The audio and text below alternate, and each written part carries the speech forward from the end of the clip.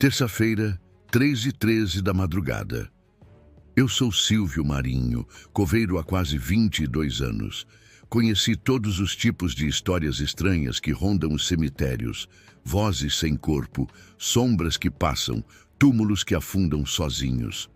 Mas nada, absolutamente nada, me preparou para o que aconteceu no cemitério do bairro Serrano, em uma sequência de madrugadas que mudaram minha vida para sempre. Tudo começou com um som, um arrastar, como se alguém ou algo estivesse sendo puxado pelas pedras entre os túmulos. Um som pesado, lento, com pausas ritmadas, como se estivesse esperando. No começo pensei que fossem ratos ou algum morador de rua. Mas o problema é que esse som só aparecia às terças-feiras, sempre às 3h13 da madrugada. Nunca antes. Nunca depois. E o mais estranho, só acontecia quando havia um coveiro novo de plantão. A primeira vez que notei isso foi quando um rapaz chamado Jefferson entrou. Jovem, forte, calado. Ninguém o conhecia direito, mas ele fazia o trabalho pesado com eficiência. Na sua terceira terça-feira, ele resolveu investigar o som. Nunca mais foi visto. Claro, ninguém comentou nada oficialmente. A polícia deu o caso como desaparecimento voluntário, mas quem trabalha com a morte sabe reconhecer quando ela anda por perto, e o que aconteceu com Jefferson não foi normal. Pouco tempo depois, um novo funcionário foi contratado. Rafael, o mesmo padrão, jovem, recém-contratado, e de repente, sumiu. Justo numa terça-feira. Eu estava começando a perceber um padrão. Conversei com um antigo coveiro que já estava aposentado, um senhor chamado Geraldo. Quando mencionei a hora, 3h13 da madrugada, ele ficou pálido.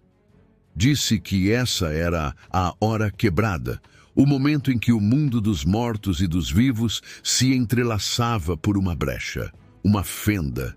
E que essa fenda, segundo ele, se abria somente naquele cemitério. Geraldo contou que, muitos anos atrás, havia acontecido um erro grave no local. Um corpo foi enterrado por engano em uma cova destinada a outro. O morto errado foi movido, sem cerimônia, e desde então, toda terça-feira, às 3h13, ele voltava para procurar sua cova original. A história parecia absurda. Mas as coincidências eram muitas, e o que mais me incomodava era o arrastar, sempre o arrastar. Eu decidi fazer o que ninguém mais fez. Fiquei no cemitério, sozinho, numa terça-feira. Me tranquei na capela às 2h45 e fiquei esperando. Às 3h13 exatas, o som começou. Primeiro leve, como um sussurro. Depois, um arrastar forte, pesado. Como se garras ou mãos empurrassem um corpo sem força entre os túmulos.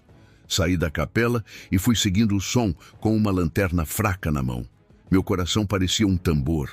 Cada passo me levava mais fundo, para o setor mais antigo do cemitério, onde as lápides estavam cobertas de musgo e os nomes quase ilegíveis. E então eu vi. Não era uma pessoa, era algo. Tinha forma humana, mas não se movia como um corpo vivo. Suas articulações pareciam soltas, como um boneco quebrado. Arrastava-se sem levantar os joelhos, como se estivesse sendo puxado de dentro da terra por fios invisíveis. Eu gelei. Senti o cheiro de terra molhada, mas também de carne pútrida. A criatura parou diante de uma cova antiga, muito antiga. E então me olhou. Os olhos não tinham vida, mas me reconheceram.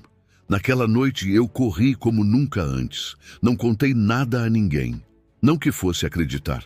Mas desde então passei a evitar todas as terças. Nunca mais entrei ali nesse dia e ninguém mais desapareceu. Até agora.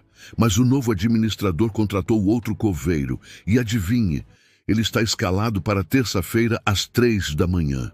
E a próxima terça-feira é amanhã.